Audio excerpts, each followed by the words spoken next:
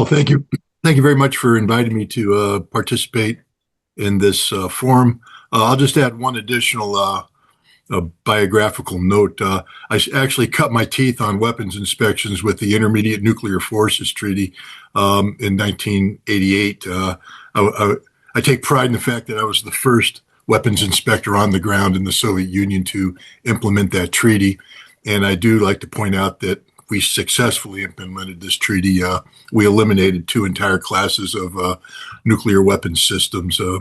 First time in history that has been done. So I'll die a happy man knowing that I at least was able to contribute to that.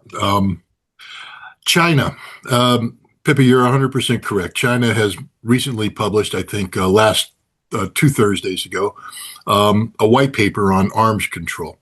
And it's a very illuminating paper because it sets the record straight. It's the third white paper that China has published on arms control since 1996, I believe. But this one comes at a very prominent time. We've spoken about New START and the importance of New START. I think it's imperative to point out that there is direct connectivity between what happens with New START and China's nuclear posture. The Chinese have, they're late to the game, so to speak. They are the fifth of the five declared nuclear powers to go nuclear, which shows that there was an inherent reticence on the part of China to go this route. And they've displayed that reticence ever since.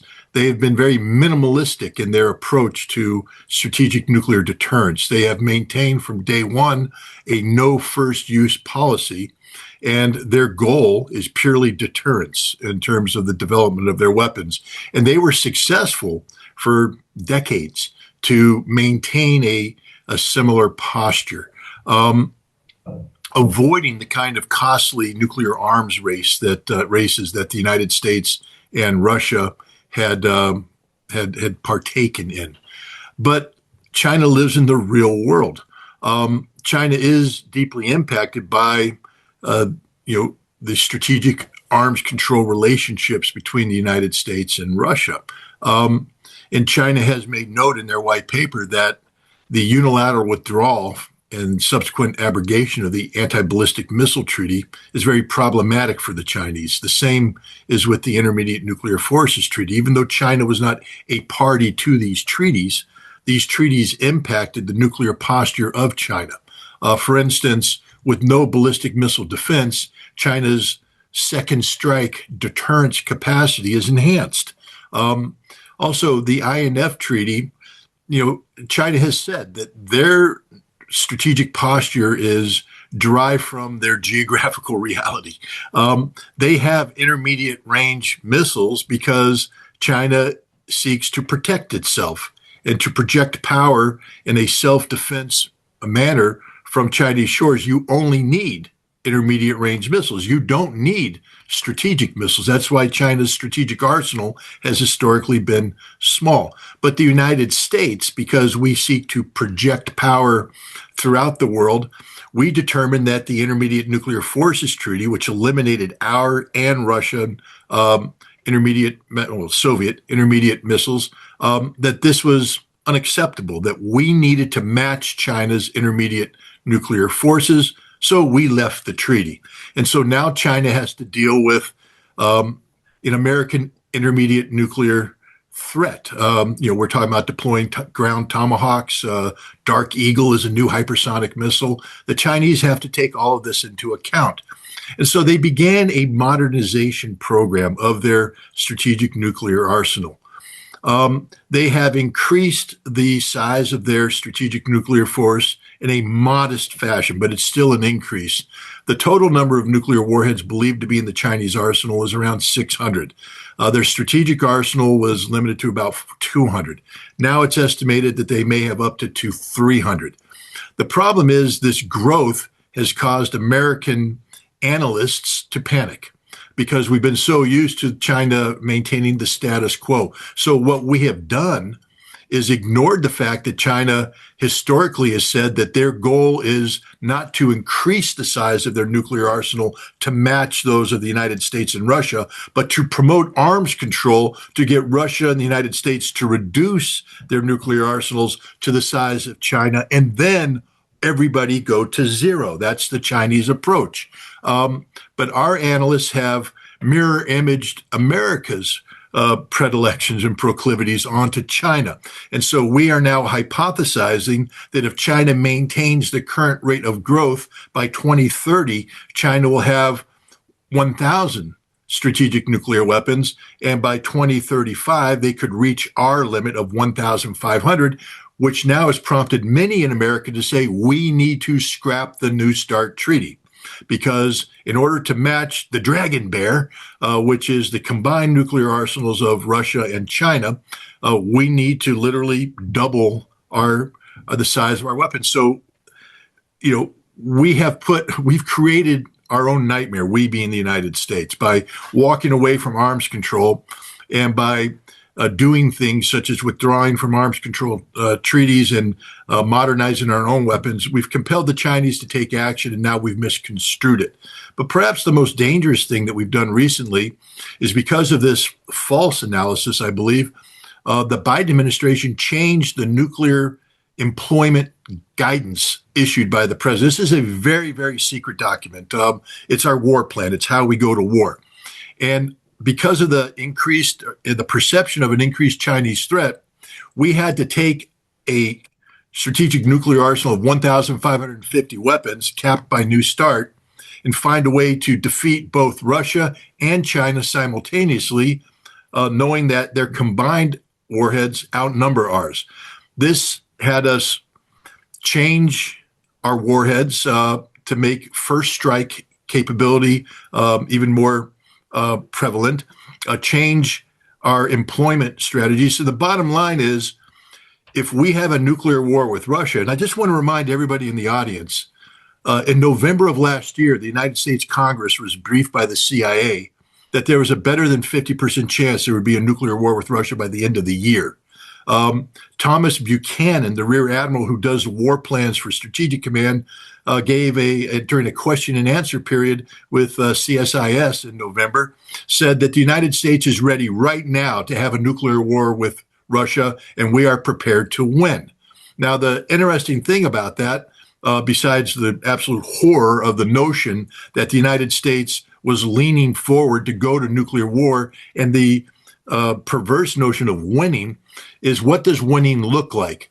One of the parameters that he set forth was that when the war is over, that the United States retains nuclear supremacy over the world, over all potential adversaries.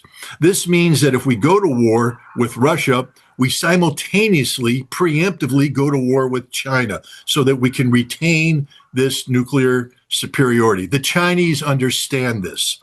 This is where we're at right now. There's a lot of pressure being placed on China, again, in their nuclear arsenal. For instance, Trump administration is talking about creating the Golden Dome missile shield. It's supposed to be a perfect missile defense. If we do this, the Chinese will have to modernize their own nuclear arsenal to defeat the Golden Shield. We're also talking about upgrading our own nuclear arsenal, again, enhancing our first strike capability. This means China will have to modernize their nuclear forces further. This is not the direction China wants to go. China has made it clear that this is not what they want, and they are very hopeful that the United States and Russia can renew the New START caps. This is one of the greatest stabilization mechanisms available to the world today. Is to keep the caps of New START 1,550 in place. And I'll leave this with this. You gave a call for, activism in regards to New START. I've been working on this feverishly. We're at the point right now, though, where we have to be very realistic about what can and can't happen in a short period of time. New START will expire on February 5th of next year. This relates to China because, again, if New START expires, we're probably going to be looking at China being compelled to double the size of their nuclear arsenal, inherently destabilizing. Rose Gutemiller, who was the American negotiator for New START, has written a interesting article in Arms Control Today, the magazine of the Arms Control Association. It was just published this month. And in there, when speaking of New START, she says that the most pressing thing that needs to happen is that Russia and the United States, before the treaty expires, must agree to re-baseline the treaty. You see, we're not going to get a new treaty, not in this short period of time. What we'll get is a moratorium on the number of weapons. But for that moratorium to work, we need to have confidence in those numbers. Now, when I was an INF inspector, we spent 60 days doing a baseline inspection process of the INF systems before we went into elimination. New START already has a history of inspections. We know these facilities. We could do a rebaselining of New START in a 30-day period. So what needs to happen now is pressure needs to be placed on the Trump administration and indirectly on Russia. I believe Russia's ready to do this, to get the weapons inspections back in play, to re-baseline the New START treaty so that on 5 February of 2026, when this treaty expires and both sides enter, hopefully, into this voluntary moratorium, they do so with trust and confidence in the numbers. No inspectors have been in either country now for almost 2 years, and there's a lot of mistrust. We need to build this trust back up. We need to get the inspectors back in. We have very limited time. So if I were to recommend the prioritization of effort on New START right now, I would recommend that everybody advocate as strongly and insistently as possible for a rebaselining inspection period in January of next year, so that when the treaty expires, there is confidence, universal confidence in those numbers. This will be a great gift to the Chinese, because if we can keep those caps in place, then China doesn't need to modify their nuclear posture, and we can create some stability. So down the road, once we re-engage effectively on arms control, we can do what the Chinese want, which is to stop talking about sustaining 1,550, but bringing it down to 1,000, bringing it down to 800, bringing it down to 600. And now the Chinese will sit at the table, and then we can begin the process of bringing it down to 0. Thank you very much for letting me speak.